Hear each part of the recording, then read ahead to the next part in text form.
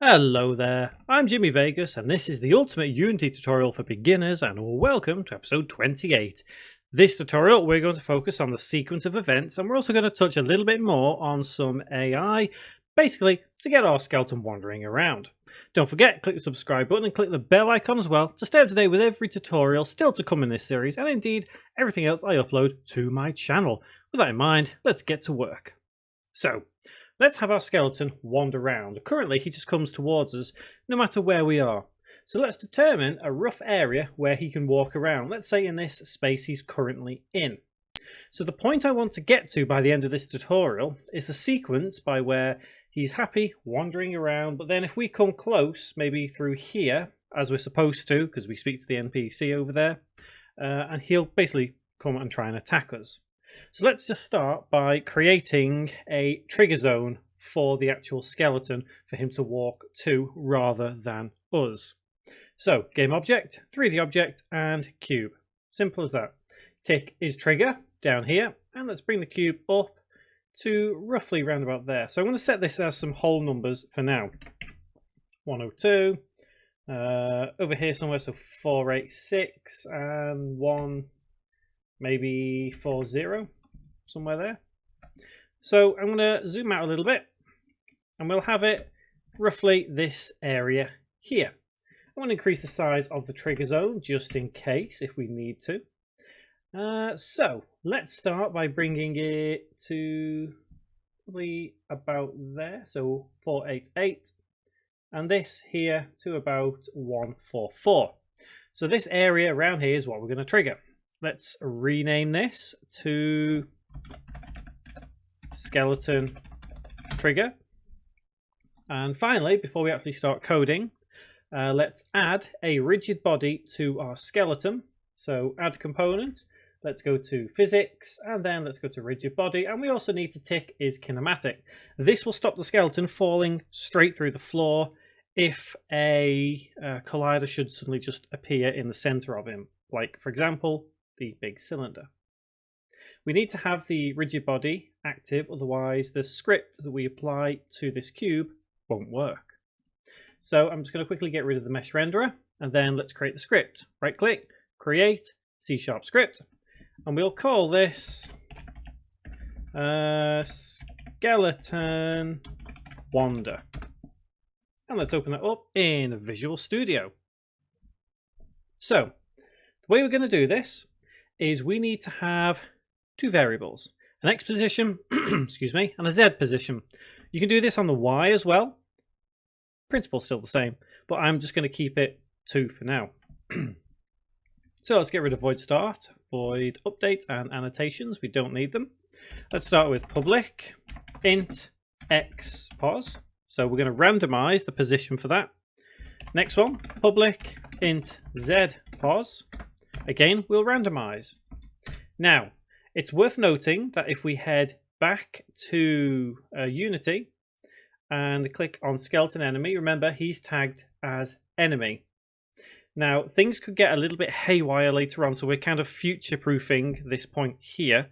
What we need to do with cylinder is change that from being untagged to, we'll add a tag and we'll call it location. So I did have a previous tag when I was testing, but that doesn't matter too much. Either way, we just need to make sure that we tag cylinder with location, just for now. So everything is set up tag-wise, which means void on trigger enter. It will make it private, but it doesn't need to be, so we can get rid of it. In the parentheses here, we have another, or rather other, I should say, referencing as a collider. So what this is doing is it's a way of testing for us what's coming into this trigger zone. And we can actually use that to our advantage because we've set it as a tag as enemy. So we can check the tag of any object entering. And if it says enemy, then we do this. So if, and in brackets, other.tag equals, that's double equals, and in brackets, enemy or whatever tag you currently have it set as, we need to have x pos equals random.range, in brackets the minimum and maximum values. So let's see where our skeleton trigger is, providing I named it right. Skeleton trigger. So it's going to be on the X 488 to, let's say, 475. So 475 is the minimum. 475. 488 is the maximum, but random.range is a little bit funny and won't generate the maximum. So we add 1 to whatever the maximum is. In this case, we want 488, so we have 489 as the maximum. That 489 will never generate. And then we do the same for zpos. So zpos equals random.range. And in brackets, we have, so 144, and let's have it around here. So we'll say 124 and 144. So 124 is the minimum and 145 as the maximum. So obviously 144 would be the maximum at that point. So that's all good and well. We've generated the positions that we want to have our character in. So what we need to do now is actually say, okay, well, let's place this object there. To do that, we have this dot game object, and that's lowercase g, uppercase O on that one. Remember, case sensitivity is just so important. Dot transform dot position equals new vector 3. Although we're dealing just with 2 here, the X and the Z, we still need to declare it in a 3D environment. So in brackets, we have the X position, Y position, Z position. So X pos. Then the Y position currently is 102 for me. So whatever your Y position is, if you're doing the same as me, you would have that. If you're doing the 3 dimension random range, you would have Y pos there. Then finally, Z pos. Semicolon, and save the script. So let's try this out now. I'm going to head back to Unity, and I'm going to attach that skeleton wandering script to that skeleton trigger. So drag and drop onto there, and just make sure you definitely have it is trigger right there. And the skeleton enemy, make sure you do have your rigid body attached. And the final thing to do is change the destination in our navigation AI script to be skeleton trigger. Now I'm going to press play and then head over there with our player, and we should be able to see the skeleton wandering around. Right, so he is attacking. Excellent.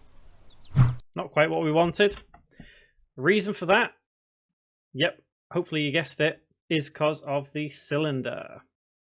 So what it's saying is basically, excuse me, what I'll do is I'm going to have the skeleton trigger as, so we can see the mesh renderer.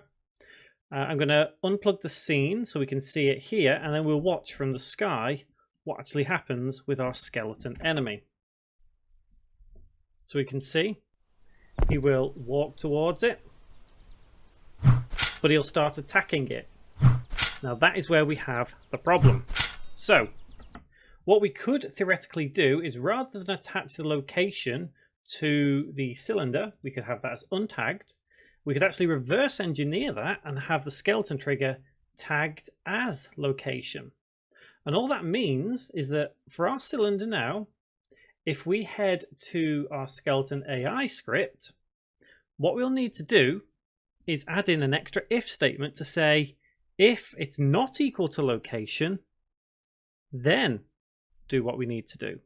So on void, on trigger enter in our skeleton AI script, what we need to do is add in if, and in brackets, other dot tag not equal to, which is the exclamation mark and equals. So if other dot tag not equal to location, then do the following, which is all of the if statement, and save. So what's happening here is we're saying if it's just a random location, then don't interact with it, carry on as normal. So this should now bypass all of this and carry on walking around. So that's that bit sorted. So I'm going to turn off the mesh renderer, press play, and then let's go and observe our skeleton. through the forest. There we go. You can see him wandering around already. No problems whatsoever. Just wandering around like a random enemy. So, now let's get into our sequence of events. We want him to come and attack us when we get close. So, if you can imagine, we've picked up our axe, we've spoken to our NPC, and he said go and get the skeleton. So the blockers that we actually have here have now disappeared. So remember when we set those up to say, no, there's you can't go that way. If we take that block note, duplicate, turn it back on, I'm just going to bring it to about here for now, and I'm going to have that as skeleton activate. So what's going to happen now, I'm going to remove that block note, is that we need to make our actual script a little bit different in our skeleton enemy with basically the navigation AI script. We need to modify that to give it two possible outcomes, whether it comes for us or whether it wanders around aimlessly. So we need to open up that navigation AI script, and we need to declare two more variables. One of them is a static, and it's going to be a bool, and the other is going to be the player. So public static bool can attack semicolon. Now this basically says, or rather the trigger that we've just created, we'll send a message to this script to say yes we can attack, and we'll basically come for the player at that point. So we'll need public game object the player semicolon. So that does mean that in void update we now have to have an if statement. So if can attack equals true, then do the following, and that's going to be the agent dot set destination, and in the parentheses we say the player dot transform dot position semicolon, and then we say else open close bracket and then the other line of code. So that is how our navigation AI should look now. We've got the two new variables, and then in the update method we say if we can attack, i.e. can we attack the player, is true, then we set the player as the destination. If not, we just carry on following our normal destination. So let's save that script, head back into Unity, and we just need to add, or re-add I should say, the FPS controller to this navigation AI script over here. And then finally, we need to create the skeleton activate script. So that means right click, create, and C# script, skeleton activate. Open up in Visual Studio. And this one is very simple. We just need to have void on trigger enter. Doesn't need to be private, but we can use that other again. So if other dot tag equals player, because remember we tagged our FPS controller as player, then do the following: navigation AI dot can attack equals true semicolon, then this dot game object dot get component open close spiky bracket, and it is box collider, basically because we only want to trigger it the once. Open close bracket dot enabled equals false semicolon and save.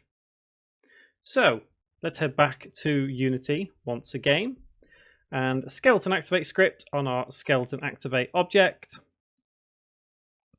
right there, all in place. Save our scene, and now let's press play and put this into practice.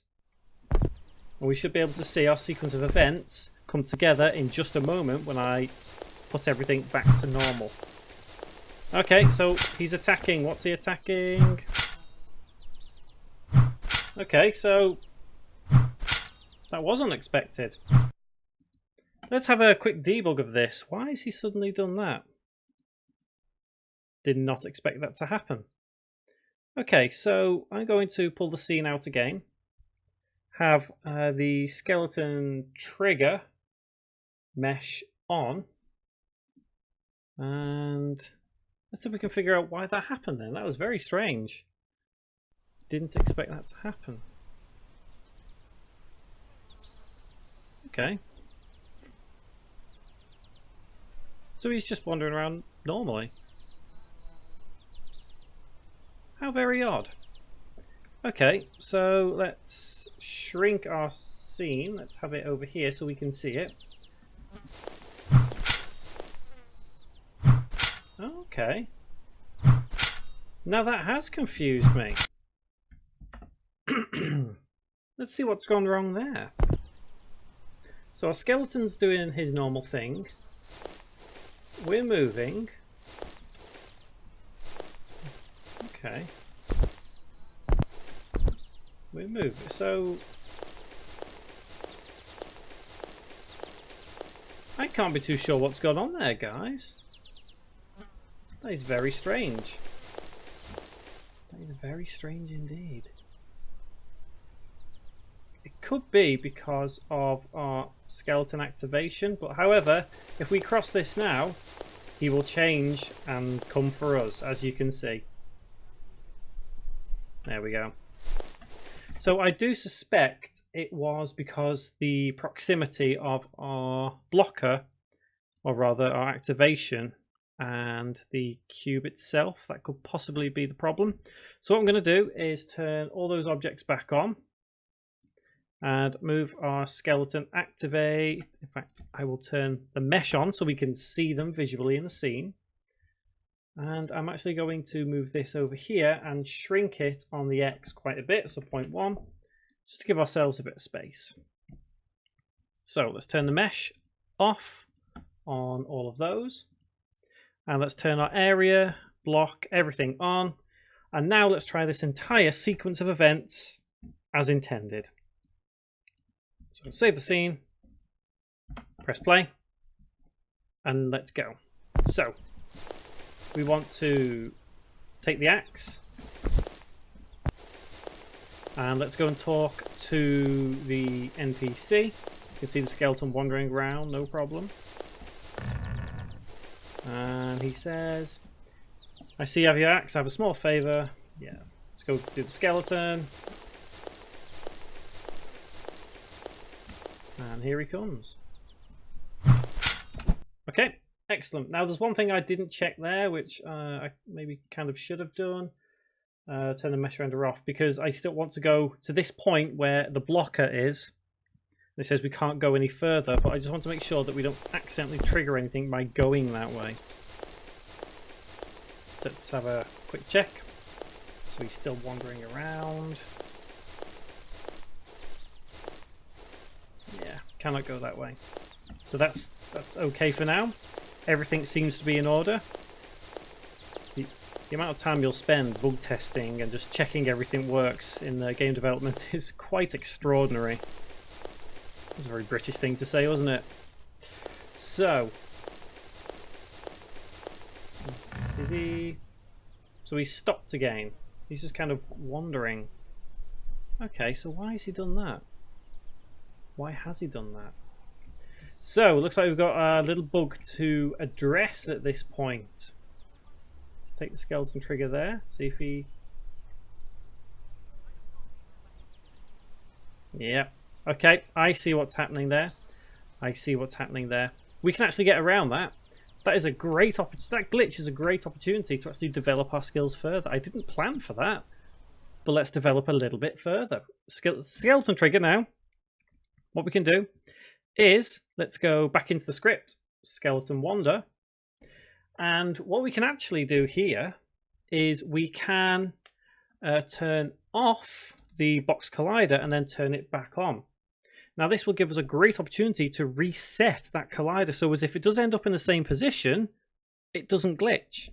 So this dot game object dot get component, spiky brackets, box collider, close bracket, .enabled equals false, and then obviously re-enable it after we've moved the object. So change it to true. Save, head back to Unity, and now let's finally test out this sequence of events without any glitches. Fingers crossed, guys. Fingers crossed. So let's take the axe and let's head over here. He's wandering around, no problem. So we can't go that way. No problems. Let's go and speak to our NPC. Hello. Eliminate the skeleton threat from outside the village. We can do. So now we should be able to go through here. Let him walk away for a minute. But now he's going to turn his attention to us. And down he goes. So this tutorial is done for now. Next tutorial, what we're going to do is carry on from this spot. And we're going to have that sequence go a little further so as we can end this particular sequence. And we might have a gate over there that we can go outside to, and probably have another NPC. So until that next tutorial, guys, thank you very much for watching.